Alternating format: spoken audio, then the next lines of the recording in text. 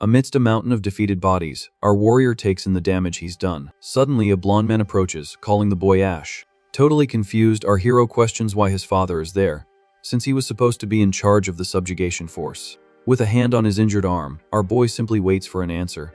Getting straight to the point, the old man announces he's come to end him. Leaning on his sword, the warrior realizes that from the very beginning, he was just used as disposable bait. His face covered in blood, he calls out to his father, completely outraged. Cold and calculating, the old man states that this is the purpose of someone without wings and asks if the kid isn't his own foolish son. Facing his imminent demise, Astor Elmheim doesn't bow his head. This is the dreaded House Elmheim, the greatest martial family on the entire continent. Sworn to protect the royalty with his sword, the leader, Lord Roderick, wields immense power. As the sole possessor of the 7 wings in the entire kingdom, the guy is a living legend. To repay the debt of being saved from the snow, our little guy always did everything they asked.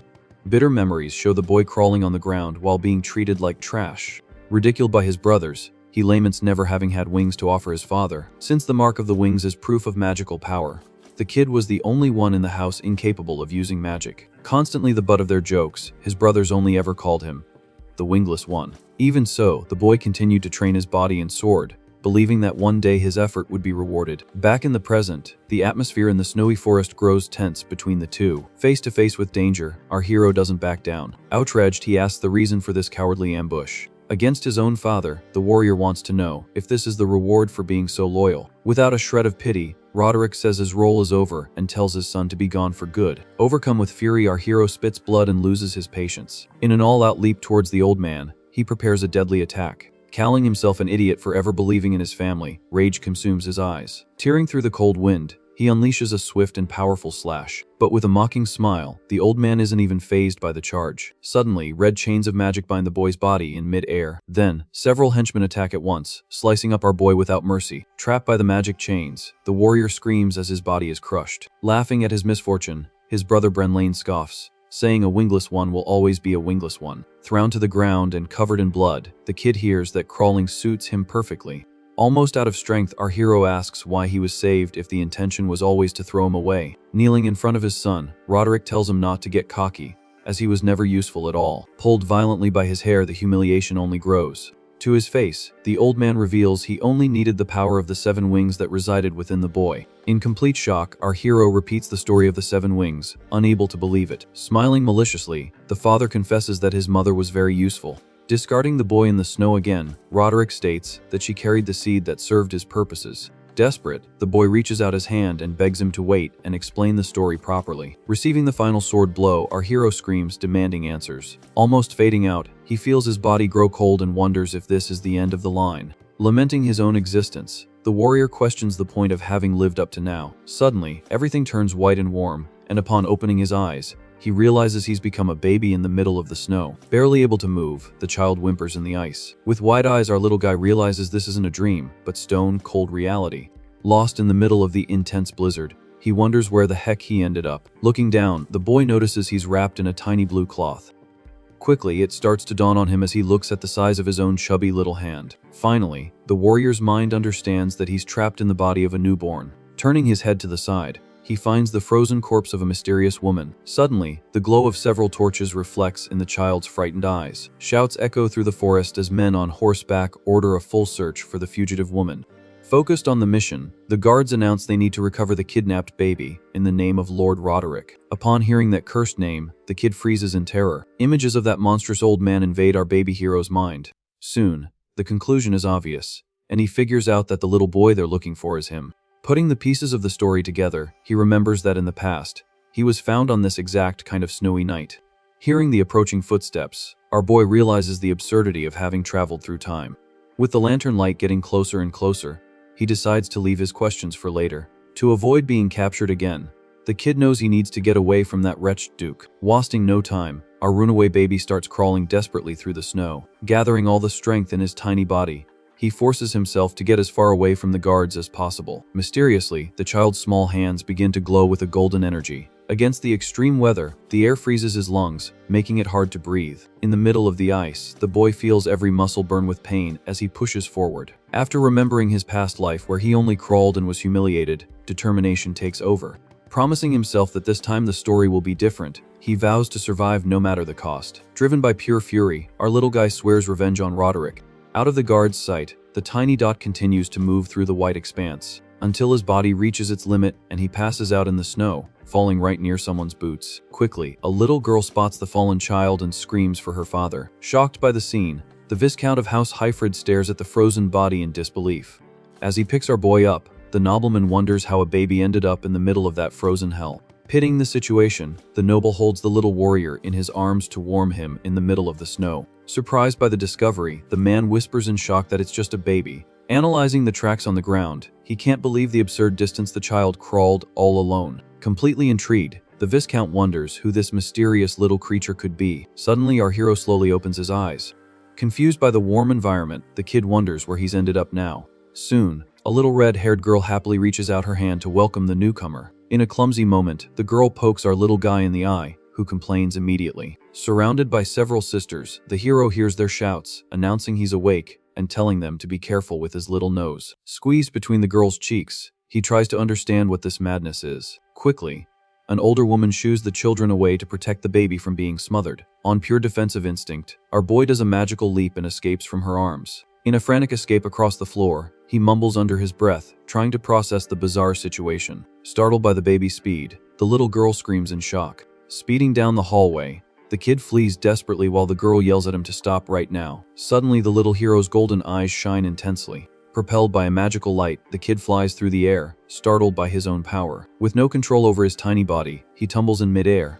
Aware of the imminent danger, our little guy panics when he sees he's about to face plant on the floor. In a perfect reflex, the Viscount catches the boy in the air, commenting that he's truly a child full of mysteries. Staring at his savior's face, it clicks for the baby instantly. Memories reveal that this man is the legendary Viscount Hyfrid from the Roderick domain. Faced with that realization, the kid concludes in shock that he's ended up in a branch family of the Elmheims. Historically, that nobleman was the leader of the Viscounts and a formidable warrior. In the past, he fought side by side with that scumbag Roderick, known as one of the two wings sworn to the royalty. However, the warrior's memory warns that this entire family was supposed to have perished in a civil war years ago.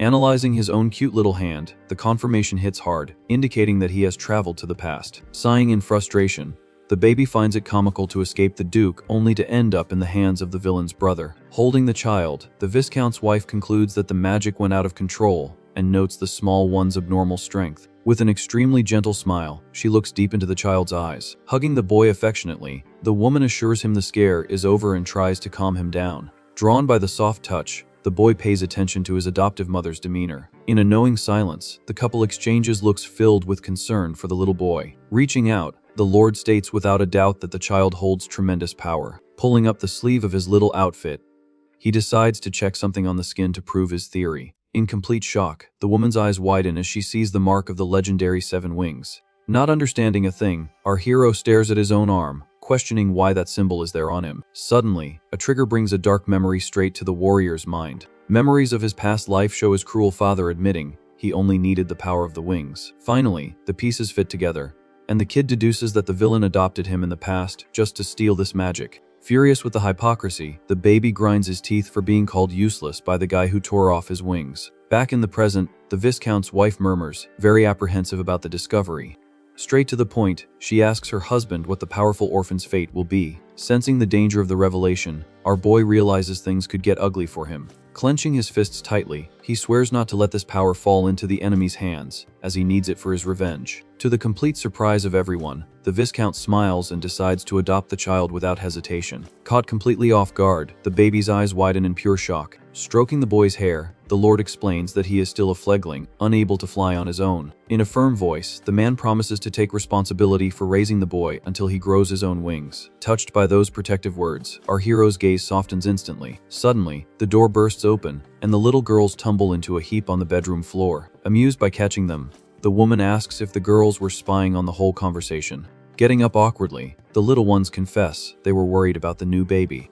In an atmosphere of pure peace, the entire family gathers around the new member. Smiling lovingly, the matriarch looks at the little one, conveying total safety. Outside, the sun shines brightly, marking the dawn of a new life. Raising the boy against the window's light, the Viscount decrees the name Astor as the new star of the family. 10 whole years pass in the blink of an eye, completely changing the scenery. Now with graying hair, the lord walks imposingly through the courtyard, receiving greetings. At his waist, the sword carries the respect and weight of a decade of training. Firmly pulling on his boots are now teenage hero walks ready for the event. Accompanying his foster sister, Alphen, he kindly asks her to be careful on the way. Holding the young man's hand, the girl thanks him with a wide, affectionate smile. Side by side, the two advance down the hallway, carrying the family's pride. Arriving at their destination, the pair is met with the banners of the Sword Dance Assembly. Historically, this annual event serves for martial families to display their strength before the other nobles. Heavy footsteps echo through the hall, crowded with young candidates representing their houses.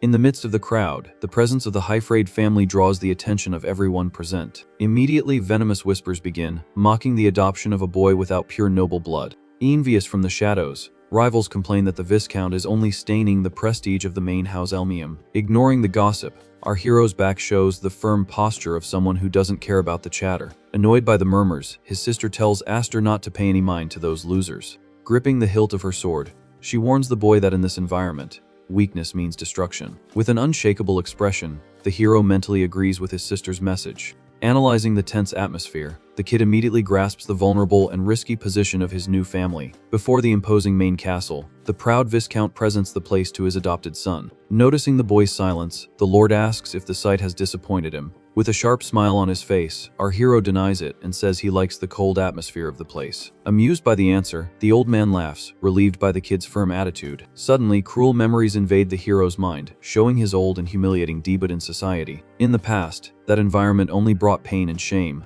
But now the story is very different, thanks to the power of the Seven Wings. Focused on revenge, the warrior's gaze shows not a hint of fear. Heavy footsteps mark the Hyfrade family's advance toward the enemy's center of power. Through the castle windows, venomous eyes are already watching the visitor's arrival. Completely unfazed, the boy ignores the sinister pressure of the environment. Side by side with his father, the promise of a glorious social debut is sealed. Exuding confidence, our hero's smile shows that he's ready for combat. Inside, the grand arena is buzzing with violent fights, marking an era where knights reign supreme. Focused on the combat, the duelists prove that true strength lies in the mastery of the blade. In the center of the stage, sparks fly as the warriors seek to reach the pinnacle of power. For those filthy nobles, such majesty represented the greatest possible honor. Fast and precise movements take over the arena under the thirsty gazes of the audience.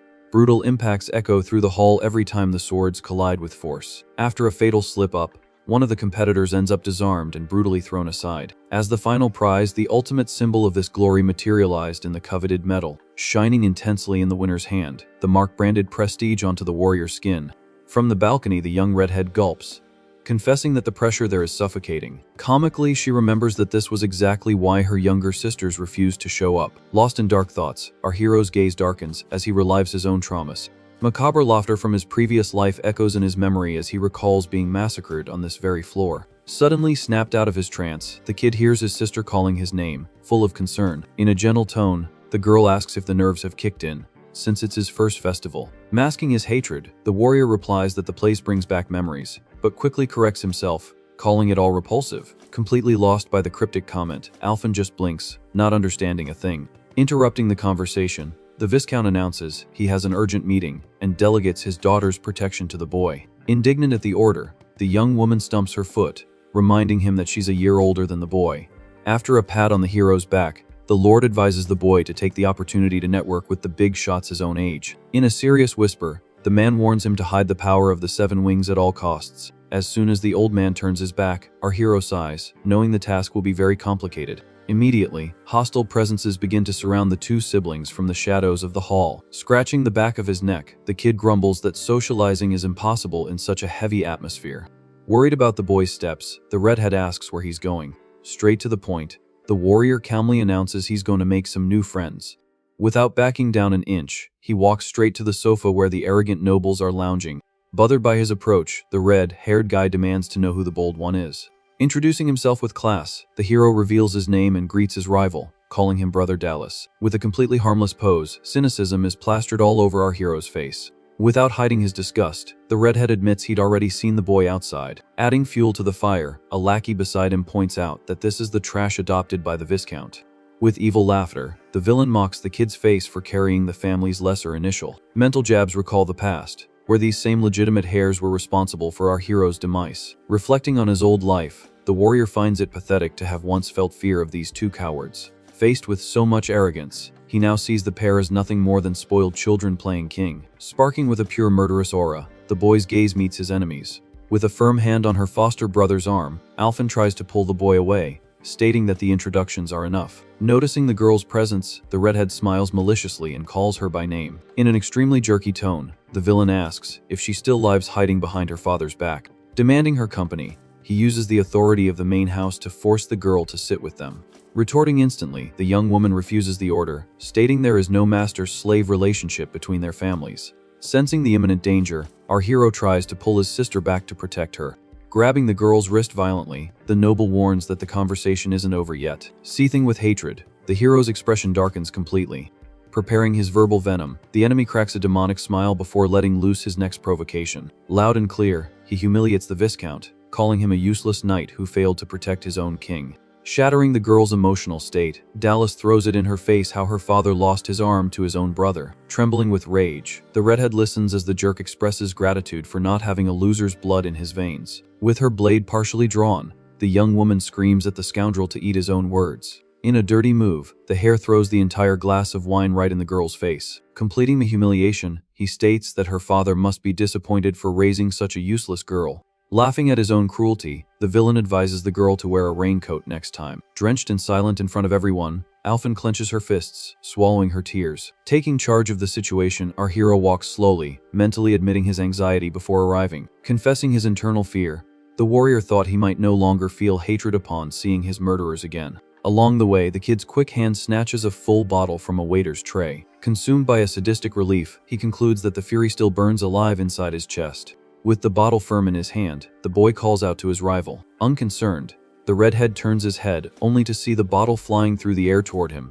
Happy to confirm that these guys are still scum, the boy smashes the glass square on the enemy's head. Bleeding profusely, the villain screams, completely dazed by the surprise impact. Drawing his sword under a monstrous shadow, our hero prepares for a bloodbath, calling the scumbag out for a fight. Wiping his own face, the boy cleans off the liquid, taunting his rival by asking if that was just grape juice. In a tone of pure mockery, he declares that the drink suits a spoiled noble like the redhead perfectly. Memories from 3 years ago invade the warrior's mind, when he could barely contain his own golden aura. Back then, his lack of control almost caused a tragedy, and Alphen had to protect her younger sisters from the overwhelming power. In tears, the girl begged her foster brother to regain his sanity and take control of the magic. It becomes clear that the Mark of the Seven Wings houses a destructive and absurdly dangerous force. Worried about the future, the Viscount once wondered if this gift could ever truly be tamed. Back in the present, our hero mentally confirms he has mastered the power and is now going to prove it. Far away, a desperate guard bursts into the meeting room, shouting that a terrible brawl has broken out. Annoyed by the interruption, the leaders of the Elmheim family demand an immediate explanation from the soldier. Breathless, the lackey reports that the sons of the main house and the branch house are facing off in a duel. Shocked by the audacity, the Viscount and the fearsome Duke Roderick's eyes widen at the same time. Quickly, the adoptive father runs through the corridors, trying to prevent a greater disaster. Arriving at the arena's balcony, the old man finds his daughter and asks what madness is happening down there. With a sinister smile, another lord points to the court, indicating that the show has already begun. Down in the center, the two young men face each other, ready to settle the prestigious House Elmheim's dispute. Analyzing the tension, the noble whispers to the Viscount that the outcome of this fight could change everything. At that, anxiety takes over the sword festival that was supposed to be a simple exhibition. Stroking his chin, the big shot predicts that the situation will turn into absolute chaos real quick. Wielding his shining blade, the redhead calls our hero a mutt and asks if he doesn't understand the difference in their levels. Showing off the magic crest on his sword, the villain boasts about possessing the legendary 4-wing mark. In a completely challenging tone, the jerk tells our hero to show his own emblem for everyone to see. Certain of victory, he asks if the kid is ashamed to reveal his weakness in public. With an expression of pure boredom, our hero replies that he would never embarrass himself by showing off like that. Caught off guard by his rival's coldness, the main hare grinds his teeth in pure rage. Accepting the duel, the boy sets his condition, demanding an apology for his sister if he wins. Furious at the affront, Dallas charges forward, shouting that if he wins, he'll make the bastard work like a dog for the rest of his life. Sparks fly everywhere as the two swords collide violently in the center of the arena. Solid as a rock, the warrior defends against the heavy assault without taking a single step back. Slowly, a black and gold aura begins to emanate from our hero's blade. Pushing his advantage, the redhead smiles confidently, thinking the power of his 4 wings will crush his opponent. Heavy blows cut through the air, forcing our hero to retreat under the continuous magical pressure. From the stands, Alphen shouts her brother's name, her heart tight with distress. Observing the technique, the suited lord analyzes that the adopted boy's swordsmanship is still immature. However, in terms of brute force, one who carries a winged crest has an overwhelming magical advantage that compensates for any lack of technique. Historically, the energy of one wing is like a candle flame, but the magic hidden in 4 wings is monstrous. Firing off a blast of red aura, Dallas tries to incinerate his opponent once and for all. Laughing like a psycho, the villain questions where all of our boys' arrogance went. Blocking the lethal attack with ease, the hero returns the taunt, asking if the threats were all just talk. Enraged by the mockery, the noble brings his blade down, demanding to see the kid's true power. Thinking the fight is over, one of the spectators laughs out loud, declaring that the outcome is already decided. But in an absolute reflex, the black sword intercepts the enemy blade, stopping the attack inches from its target. With a fluid movement, our hero tears through the red energy, launching a brutal counter-attack. In total disbelief, the redhead's eyes widen as he sees his impenetrable barrier being shattered. Cold and calculating, our hero's gaze shines as he warns that trash talks too much. Unleashing a giant cutting wave, the pressure from the blow shakes the entire arena in the blink of an eye. Surrounded by golden energy, the boy maintains an impeccable posture, showing who's in charge of the fight. During 10 years of training at the Viscount's house, he waited silently for this very moment of revenge. With his blade raised, the kid focuses all his fury on the hares who destroyed him in his past life. Hit head on, Dallas spits blood as he's thrown backward by the overwhelming impact. The villain's boots skid across the stone floor in a desperate attempt to stop his own body. From the audience, the other brother's eyes widen, unable to believe the family prodigy is taking a beating. Pushed back by our hero's absurd magic, the arrogant hare can barely stand up straight. Sweating and bleeding, the coward stammers, trying to justify that he possesses the untouchable talent of 4 wings. Unscathed and serene, our hero just watches the enemy's desperation without showing a hint of pity. In the stands, the nobles whisper in shock, watching the bastard humiliate the main house live. Raising his sword once more, the warrior's golden aura grows frighteningly for the final blow. Realizing the murderous intent, the Viscount freezes, stating that the situation has gotten out of control. Cornered on the ground, the redhead screams in panic as he sees the blade of death getting closer. Brutal visions of the past ignite the hero's anger as he remembers the sadistic smile from when he lost his own arm. Consumed by a dark fury, Aster's magic explodes, threatening to take the rival's head right then and there. Desperate, the lackey raises his hands, pathetically crying and begging for his own life. From the balcony, his adoptive father screams at the top of his lungs, telling his son to stop the attack immediately. Heeding the call at the last second, our hero diverts the trajectory and slams the blow into the stone floor. Impressed by the perfect control, the suited lord smiles, approving of the boy's strength. When the dust settles, the sword rests embedded in the arena, inches from the loser's trembling body. Fallen and humiliated, Dallas is advised to show up dressed in rags next time. Maintaining his cool, the kid explains that way the coward won't mind taking another bath in front of everyone. Sheathing his blade, the victor turns his back and leaves the ring with his head held high. Sighing in relief, Alphen relaxes in the stands while our hero reflects that he's no longer that useless, wingless boy. With a faint smile, the simple fact of realizing his own growth already clears his troubled mind. Suddenly, a monstrous chill runs down the warrior's spine, and his golden eyes widen. Down the staircase, a reddish, murderous pressure begins to overflow, engulfing the entire hall in darkness. Smelling pure death, our hero slowly turns his neck, trying to process where that monster is coming from. Up above, shrouded in a demonic aura, the scumbag Roderick stares down at his son with a fatal gaze.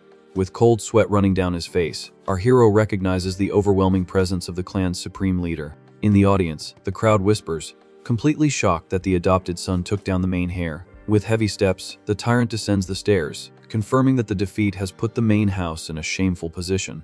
Firm in his stance, the boy grips his sword hilt, not backing down an inch before the monster. Lying in the arena, the cowardly redhead cracks a smile of pure relief, seeing his dad arrive for the rescue.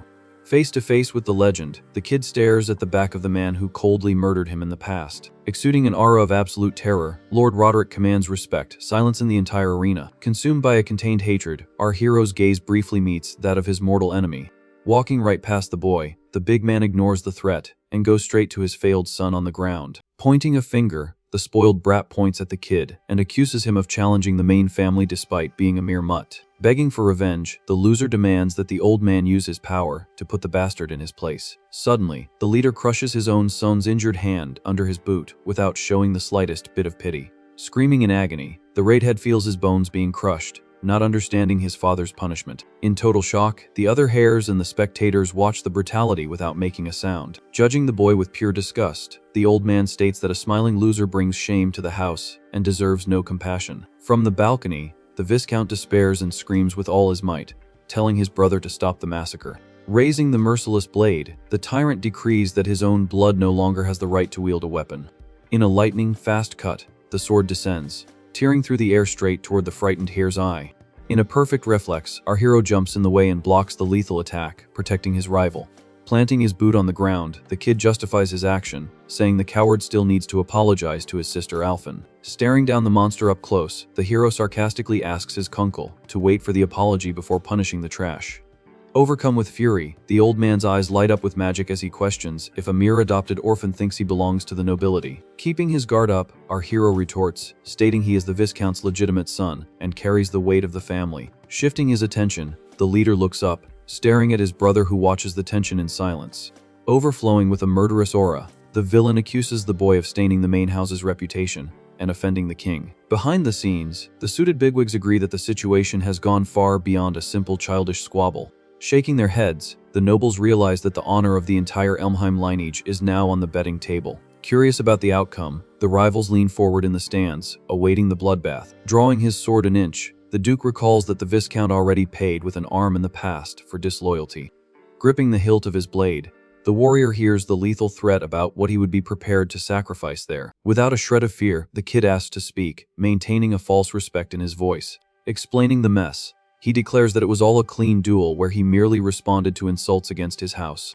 Hearing the sharp reply, the leader continues to exude a pure killing intent throughout the hall. Radiating golden energy, the hero uses the tyrant's own words, saying he won't give up a single one of his fingers. Clasping her hands to her chest, the redhead trembles nervously while her father analyzes the deadly standoff. Laughing at the absurd courage, the blue-haired noble finds it insane for a 10-year-old boy to face down the living legend. His face twisting into a macabre smile, the old monster decides to end this insolence for good. Turning his back slowly, he sheathes his sword, pretending to let the matter drop. Suddenly, the stone floor cracks, and the tyrant lunges forward with a speed impossible to follow with the naked eye. Caught completely by surprise, our hero's eyes widen, and he throws his sword forward on pure survival instinct. A colossal explosion of magical power engulfs the entire arena at the exact moment of impact. Terrified by the deafening noise, the girl covers her mouth as smoke billows up. Overcome with absolute desperation, the Viscount screams his brother's name, vaulting over the railing. Flying through the air like a rocket, the adoptive lord draws his sword, ready to risk his own life. Creating a colossal barrier, the father blocks the monster's advance, saving his son from certain decapitation. From the brutal shock, the resulting force pushes everything back, sweeping the stands with a hurricane. Looking over his shoulder, the noble shouts in terror, wanting to know if the boy is still breathing. Spinning through the air, half of our hero's sword falls to the cold ground, proving the enemy's absurd level of power. Panting and with shaky legs, the warrior holds only the useless hilt while his father watches in shock. Bleeding from his head, the kid grinds his teeth, frustrated with his own powerlessness in the face of death. Completely unscathed, Lord Roderick sheathes his sword slowly, as if he were just dusting himself off. Leaving a bizarre crater in the middle of the court, the monster turns his back and walks away under everyone's silence. Running to his son, the Viscount grabs the boy's shoulders, confirming the worst is over. In a tight hug, the old man shows all the relief of a father who almost lost everything again. With tears mixed with blood, our hero murmurs, exhausted, that he managed to keep his promise to protect his sister. Stroking the back of the boy's neck, the Lord smiles proudly and assures him that his performance was beyond magnificent. At the back of the hall, the Duke's imposing figure disappears through the doors, ending the nightmare. Whispering among themselves, the nobles comment that the leader's surprise attack was an extremely cowardly and childish act. Internally justifying himself, the old man claims that letting the boy leave unharmed would destroy the main family's reputation. Despite the overwhelming difference, our hero's audacity to survive the tyrant solidified him as a new legend. In the gossip circles, rivals admit their shock at the spectacular debut, fearing that the Elmheim family will erupt into civil war. The leader's dark premonitions warn that a giant storm is approaching, capable of tearing the world in two. Supported in his father's arms, the exhausted boy receives a desperate, tearful hug from his older sister. Cutting to a beautiful sunny day, the castle's training ground is bustling with soldiers sweating it out. Flying back after a bad block, one of the recruits tumbles hard, eating dust on the dirt ground. Sitting on the ground, the warrior praises the brutal hit, admitting his training partner's abnormal strength. Walking with extreme calm through the courtyard, our hero earns respectful bows from the most battle-hardened veterans. Shocked by his dedication, the knights find it terrifying that a 10-year-old boy would dive so deep into training. Through the corridors, the story of how he crushed the Duke's third son is still the most talked about topic among the troops. Ignoring the fame, the hero focuses entirely on the precision of his movements with the wooden sword. Training hard, he reflects that the festival served perfectly to prove his strength and shut the critics up. Moving his body fluidly, the boy's real goal remains to wipe the main house off the map. Unleashing colossal strikes against the training dummies, the kid regrets not having tested the true limit of his golden power that day. Faced with the harsh reality, the warrior's mind admits that at his current level, defeating Roderick is a suicidal and impossible mission. Leaping into the air for a devastating attack, our hero realizes the crest of wings is just the beginning of his gigantic magical potential. Frustrated with his own limits, our boy realizes he still can't extract the full power of the 7 wings. Considering the magic a waste, he knows that being born with talent is useless if you can't tame it. With the wooden sword in hand, the kid trains frantically, cutting through the air to try and master this destructive force. With sweat pouring down his face, his sharp gaze clearly shows he won't give up easily. Tired from the intense sequence, the hero throws the wooden weapon onto the dirt ground. All around, several defeated recruits are sprawled in the dust as our hero demands to know who's next. Suddenly called by a familiar voice, the boy turns his head, somewhat surprised. Walking through the courtyard, his red-haired sister praises his absurd strength and informs him that their father has called him for a talk. Acknowledging the message, our hero leaves the fallen soldiers behind and follows the girl. Glancing at his sister's tight-fitting clothes, our hero doesn't let the detail go unnoticed. Noticing the kid's fixed gaze, the girl turns her head, curious about the sudden attention. Straight to the point, he comments that it's pretty rare to see her wearing that combat gear on a daily basis. Shrugging, Alphen explains that seeing her brother's effort motivated her to train hard to maintain a balance of power. Caught by surprise by the justification, the boy blinks, not knowing what to say. With a confident smile, the redhead points her wooden sword, swearing she'll steal all his free time when he gets back. Laughing at the friendly threat, our warrior lightly asks her to go a little easier on him in the future. Leaving the bustling courtyard behind, the scene cuts directly to the calm of the castle's interior. Knocking on the large, solid wood door, the kid announces he's arrived at the designated place. Entering the sunlit office, our hero gets straight to the point, asking what his father needs. Sitting with a very rigid posture, the Viscount simply tells the boy to have a seat. Quickly, the hero pulls up a chair, feeling the heavy atmosphere in the air from a distance. Sighing deeply, the old man nostalgically recalls that it's been almost 10 years since the boy's adoption. Confused by the sudden reminiscence, our hero thought his father would wait until he was older to have this conversation. Mysteriously, the Lord pushes a small velvet box forward, revealing a ring with a shining red jewel. Holding the object, the noble declares with a firm voice that this is the proof of the family's next leader. In complete shock, the boy's golden eyes widen, not believing the crazy proposal. Explaining the harsh reality, the father states that the Viscount's house is in an extremely precarious position. Despite being just a branch family, they still carry the weight of the Elmheim name and must protect their own territory from invaders. Because of this constant pressure, the leader's seat cannot remain empty forever, attracting vultures. Quick-witted, the boy bluntly asks if his blood sisters agree with this succession. Reassuring the boy, the Lord says he will formally announce the decision when he visits his daughters at the academy. Despite the ready answer, our hero knows very well that his sisters Marfa and Kudo won't take this lying down. Breaking into a cold sweat, he imagines their fury, as they always hated losing their position to an adopted boy. Amused by the concern, the old man states that being born with the 7 wings is the greatest proof of qualification possible. Leaping from his chair, the kid refuses the offer on the spot without a second thought. Being brutally honest, the warrior confesses he can't even control his own magic properly yet. To make his justification worse, he recalls the tense day he almost took out his older sister due to sheer immaturity. Accepting the temporary refusal, the Viscount slides another mysterious object across the mahogany table. Confused, the boy thought the ring was the only reward for the festival, but his father had prepared a second surprise.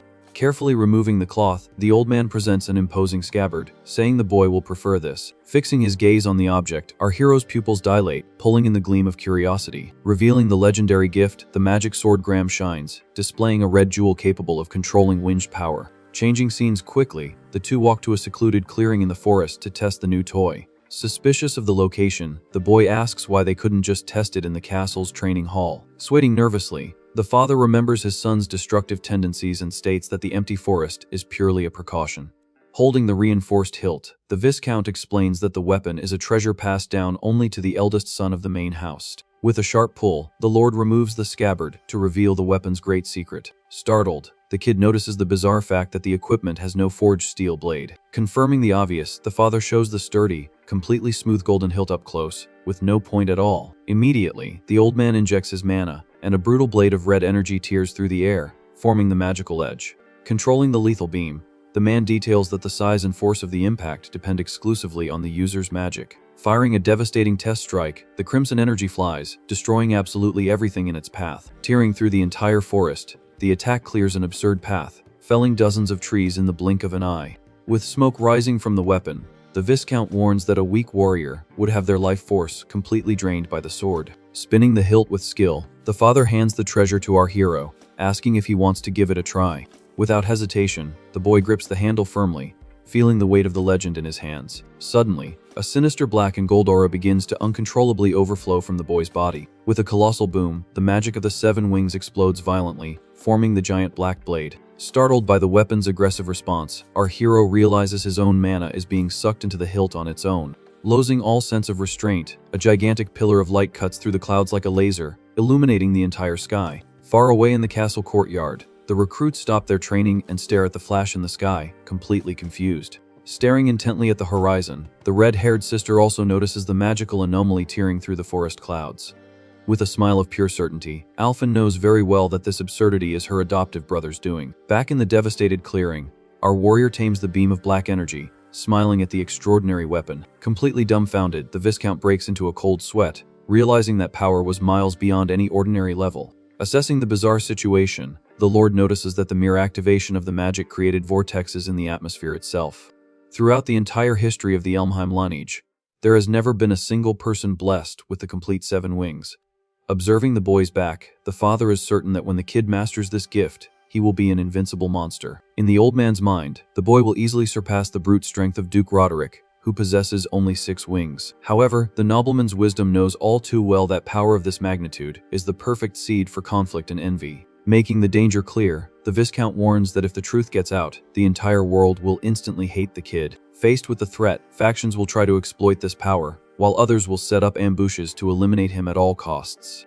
Reaching out to his adopted son, the man promises to guide him so he won't suffer from his own powerlessness in the future. With a fatherly gaze, the Lord asks the boy to get strong enough before the real war begins. Shaking the old man's hand with great firmness, our hero swears to himself to bury the miserable life of his past. Promising himself to master the magic sword and the 7 wings, our hero silently thanks his father. 3 whole days pass until the Viscount's main hall receives distinguished visitors. Coming through the door, the 2 older sisters return from the academy, exuding a strong presence. Immediately, the redhead Kudo spreads a mischievous smile across her face as she adjusts her red uniform. Opening her arms, she playfully demands a big welcome hug from her younger sisters. However, the little ones run straight to hug the platinum-haired sister, Malfa, completely ignoring the redhead.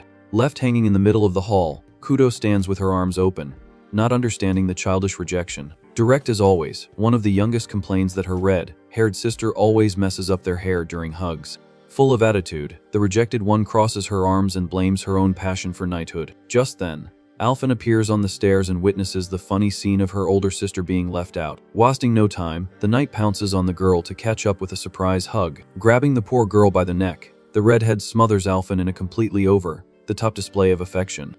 Looking around the hall, the platinum-haired warrior soon notices the absence of someone important at the reception.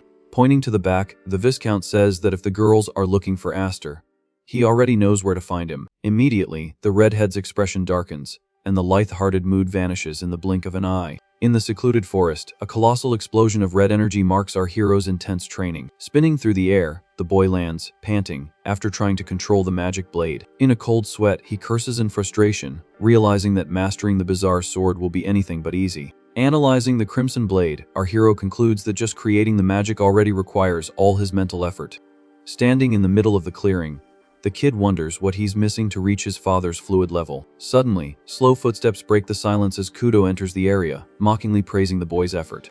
Caught by surprise, the boy lets his guard down and greets his sister, asking if she's back from the academy already. With a sharp smile on her face, the redhead throws a barb, asking if he was too busy to welcome them. Crossing her arms, she accuses him of thinking he's too special because of the recent rumors about the festival. Trying to smooth things over, the kid praises her talent, mentioning her incredible missions in the knighthood. Focusing on her uniform, he remembers that Kudo was the only newcomer to receive the Medal of Honor that year. In a dry tone, the girl dismisses her own achievements, stating she needed at least one medal if she wanted the position of successor. Narrowing her eyes, the sister questions if the rumor that he refused the headship of the house was just a way of pitying her. Faced with the passive-aggressive attack, our hero realizes his father's intentions ended up creating dangerous gossip. Pulling out a heavy wooden sword, Kudo no longer hides her irritation with her brother's passive attitude. Complaining openly, she calls them both rude for knowing that her great dream has always been to inherit the family. Shocked by the growing hostility, the boy's golden eyes widen with no time to react. In a single monstrous leap, the sister shatters a tree trunk in her path, demonstrating pure brute force. Tearing through the wind with the wooden blade, the lethal attack comes straight down toward our hero's head. Our warrior narrowly dodges the deadly blow that turns the ground into a crater. Regaining his balance, he demands to know why the psycho started attacking with killing intent out of nowhere.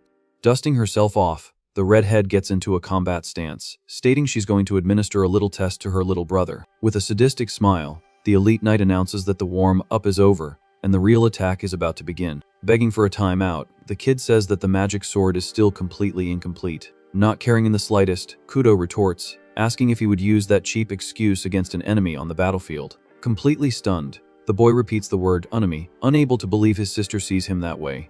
Advancing with heavy steps, the girl warns that knights never retreat and threatens to crush him if he goes easy. Pushed back against the trees, our hero frantically dodges the overwhelming blows, grumbling indignantly. In the blink of an eye, the sister leaps, attacking from above while the kid focuses all his attention on the sword. Forced to fight seriously, the boy ignites the blade with scarlet energy, revealing his lethal combat aura. From the overwhelming clash, the warrior instantly realizes that the girl has pure murderous intent. From the collision between the wooden sword and the magic blade, a crater of energy tears across the forest floor. Impressed, the redhead lets out a proud laugh, stating that her brother's skill is still sharp even after her academy training. Suddenly, the scarlet blade begins to flicker, and the boy's sword draws more mana than he can stabilize. Noticing the fatal opening, the sister attacks from the side, mocking the pathetic control he has over his own magic. In a swift leap, the hero avoids the knockout, murmuring that Kudo is as relentless as ever. Memories of the past pop up, showing that since childhood, the girl had always beaten the kid in training. Back then, the official reason was her irritation at being the only blood-related daughter in the running for succession. To the servants, the fury was only because the Harris envied the adopted hero's winged mark. But for our hero, the harsh reality was always that Kudo acted simply as his natural and merciless enemy. Back to the fight in the clearing, the warrior stabilizes his aura, confirming that the mortal hatred is exactly the same. Focused on survival, he tries to read the knight's rapid movements in the kicked-up dust. Giving no rest, the sister emerges from the cloud with a frontal blow, using pure brute force. Screaming at the top of her lungs, Kudo throws it in the kid's face that he will never be worthy of leading the Viscount's family. Far away, in the tranquility of the castle, the platinum-haired Manhwa watches the library window with a worried expression. Fearing the violence, Manhwa asks her father if leaving them alone in the forest won't end in a fatal accident. Very serenely, the Viscount assures her that the two are good rivals, and the fight shouldn't cross any absurd lines. Doubting the peaceful answer, the girl sighs heavily, hoping he's right. Without beating around the bush, the platinum-haired girl changes the subject and demands to know the real reason their father summoned them back to the castle. Closing the small box with the successor's ring, the old man informs her that the call had nothing to do with the family throne. Her eyes widening, the daughter immediately notices the seriousness on her father's face. Sliding an envelope sealed with crimson wax across the table, the lord announces that it's a summons from the main house Elmium. Drowning in dark thoughts, he reveals that the old elders of the main lineage want to meet the branch family's prodigy. Swallowing hard, Manhwa agrees that this sudden invitation is undoubtedly a giant and dangerously big step. Losing his calm demeanor, the father confesses his great fear of losing Aster for good to the clutches of the main house. Cutting back to the chaos in the clearing, dust flies as the redhead delivers crushing blows to push her brother to the limit. Exhausted from trying to explain he already refused the ring, our hero complains that the girl won't listen to a word. In her twisted mind, the boy's peaceful rejection sounds only like pure, unacceptable contempt and arrogance. Blocking the impact with the crimson blade, the hero struggles with the absurd weight of the elite knight's attack. Visualizing the enemy's force as a monstrous troll swinging a giant sledgehammer, the kid breaks into a cold sweat in the face of danger. Dominated by survival instinct, our warrior slams the blade into the ground in a boom of crimson energy. Sliding back under the dust, he he dodges the crushing attack by a hair's breadth. Tired of the massacre, the boy raises his guard and begs the psycho to listen to what he has to say. But with a macabre smile, the redhead accuses the boy of cowardice, claiming he tried to flee from combat. In the next moment, a devastating gust of wind hits the kid from below, sweeping everything in its path. Crossing his arms in the air, the hero blocks the blow but breaks into a cold sweat, impressed by the abnormal brute force. Landing on the ground, Kudo humiliates our hero's skill, saying that just wielding a sword makes him a third-rate warrior. Spinning the wooden blade, the sister warns that focusing only on magical control is also only good for second-rate warriors. Pointing her weapon, she decrees that total excellence only happens when the fusion of sword and magic reaches perfection. Sighing heavily, the girl shakes her head in disappointment, stating she expected more from her brother's strength. In a lethal explanation, she exposes that the real difference between the magic marks isn't just status, but the colossal capacity for raw mana and physical vigor. By the rules, the bearer of 5 wings should be at a monstrous disadvantage against the boy with 7 wings. Despite that, our hero chose to flee from a direct clash of force, cowardly retreating just to use his old defensive fencing. Getting her face close to his, the knight asks if deep down he still distrusts his own magical power. Recalling the accident from years ago, she mockingly questions if the boy is afraid of losing control and becoming a monster again. Hit square by the question, our hero's eyes widen, stunned by his own revealed insecurity. In a flash of reflection, he realizes he never even considered the idea of fighting with fear of his infinite power. Analyzing the unstable grip, the hero finally understands that the magic sword was failing because he was subconsciously forcing a limit. Taking advantage of the distraction, the redhead leaps with her eyes sparkling, telling the boy to fully embrace his own magic. Without hesitation, the knight warns that such a talent can't be left to rot just because of some stupid pride. In a deafening shout, she demands that the kid put all the strength he has into that attack. Gripping the golden hilt, the veins on our warrior's arms pop as he concentrates every drop of energy into the sword. In a colossal clash, the crimson blade explodes against the wooden sword, detonating a shockwave across the ground. Surprised by the impact, the redhead realizes the hero managed to repel her maximum attack. Smiling confidently, the boy thanks his sister for the reality check she just gave him, opening his eyes. Completely insane, the warrior laughs nervously, unable to believe the kid still has so much mana left for a new advance. Grinding her teeth, she retreats, preparing her next pounce while trying to understand the boy's limitless strength. In a flash of clarity, our hero connects with the true, inexhaustible nature of the legendary 7 wings. Aware of his current limit, he knows he can't maintain total control for long, but a brief moment is all he needs. Ignoring the aura's stability, the boy focuses 100% of his destructive power solely on the exact millisecond of impact. Determined to change his own story, our boy promises not to waste another second of this second life he received. Turning his back on the past, he refuses to submit his power and his family to the whims of fate. The memory of old hardship serves as fuel, showing that the affection of the Viscount and his sisters is worth any sacrifice. Noticing the brutal change in the kid's aura, the redhead freezes on the spot, her eyes widening in panic. Immediately, a monstrous beam of pure crimson energy tears the entire forest in two. Controlling the destructive chaos, the hero advances at an imperceptible speed, slicing through the air on his way. With no time to react, Kudo's wooden sword is brutally shattered amidst the magical gale. Before the girl could even blink, our hero simply vanishes from her line of sight in a flash. With his eyes glowing with magical flames, the kid knows it's time to completely abandon defensive fencing. Reflected in his sister's pupil, an indescribable terror shows the true monster that has just awakened. In a lethal and absolute charge, the magic sword descends to end the combat mercilessly. Suddenly changing scenes, the redhead wakes up with a start, her face drenched in sweat. Staring dumbfounded at the sunny window, she tries to process where she is. From the bedroom door, the platinum-haired Malfa softly comments that the sleepyhead has finally woken up. Adjusting the curtain, the older sister cracks a joke, saying her nap was quite productive. Regaining her senses, the warrior asks in terror about the outcome of her duel with the kid. With a calm smile, Malfa informs her that the boy himself was the one who carried her, unconscious, back to the castle. Relaying the message, she explains that our hero claimed extreme exhaustion as the reason for his sister passing out in the middle of the fight. In total disbelief, Kudo whispers that this little story makes no sense at all.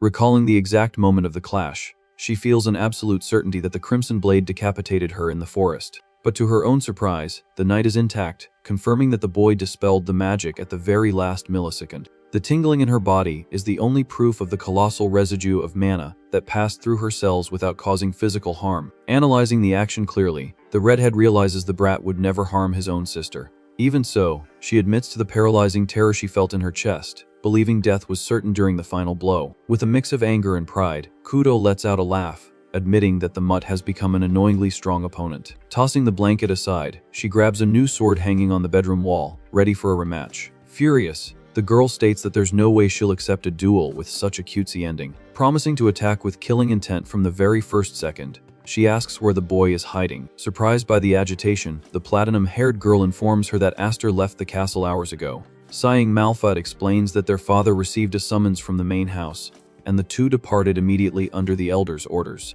Completely perplexed, the redhead asks why no one told her about such an urgent meeting.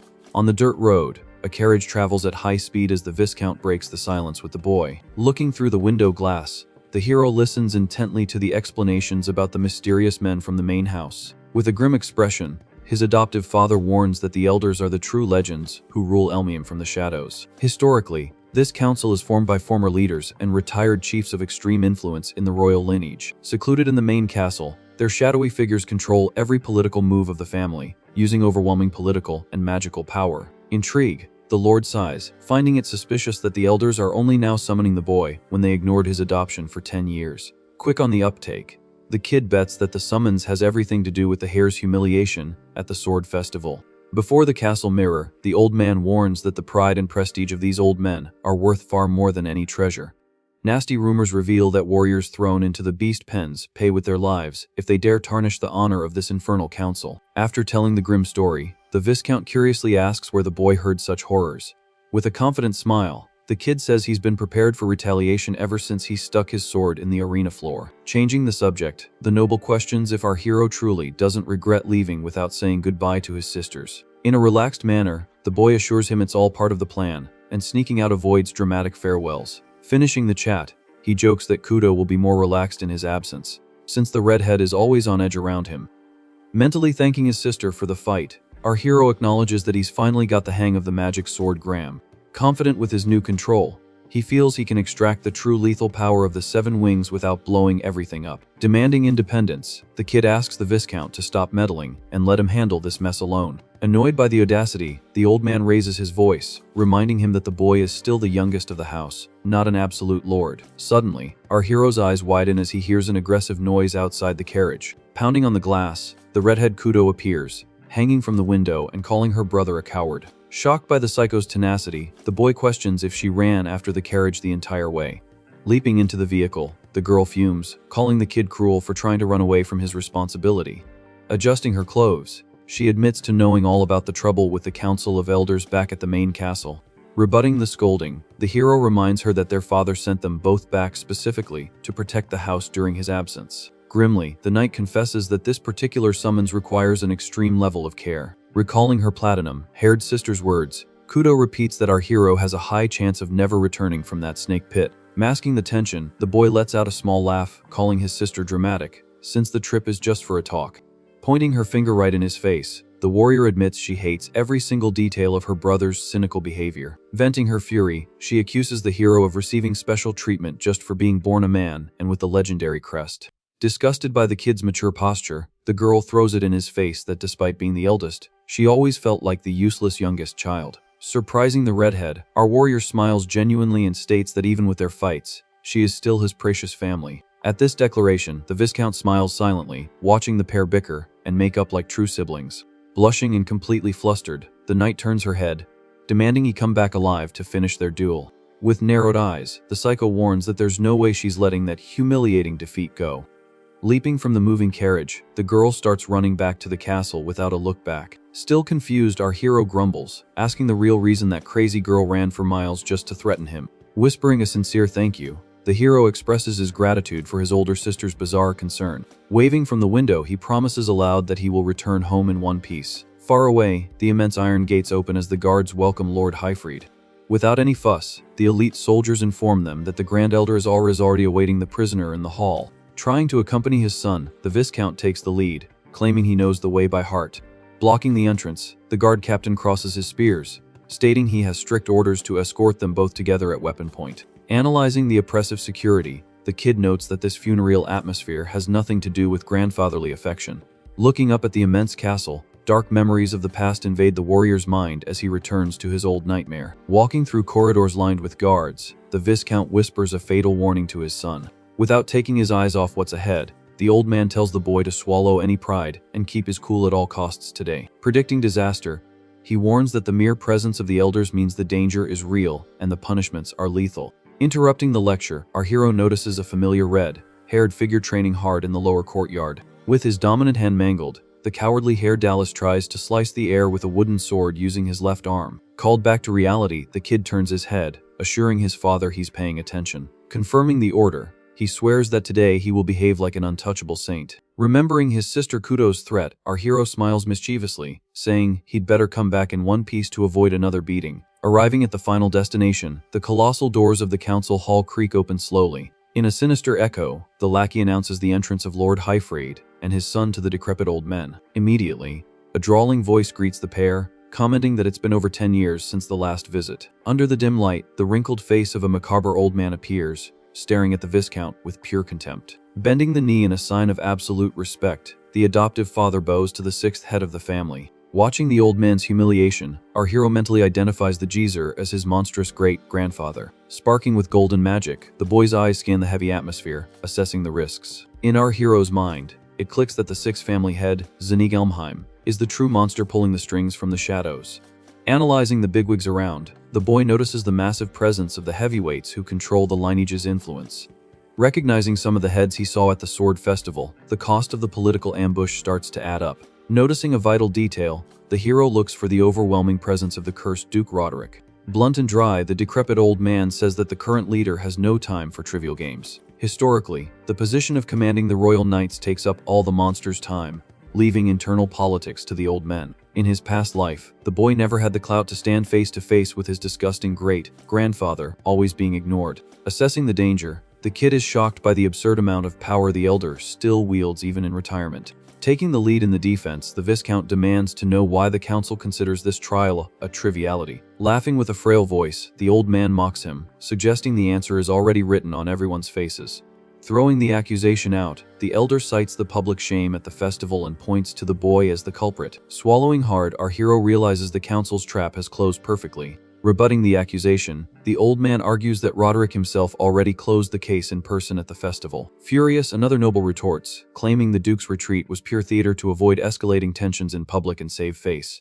Announcing the sentence, the great-grandfather warns that the affront from the dirty, blooded mutt demands the punishment of absolute exile. Losing his head, our warrior takes a step forward, taking all the blame for the disaster in the arena.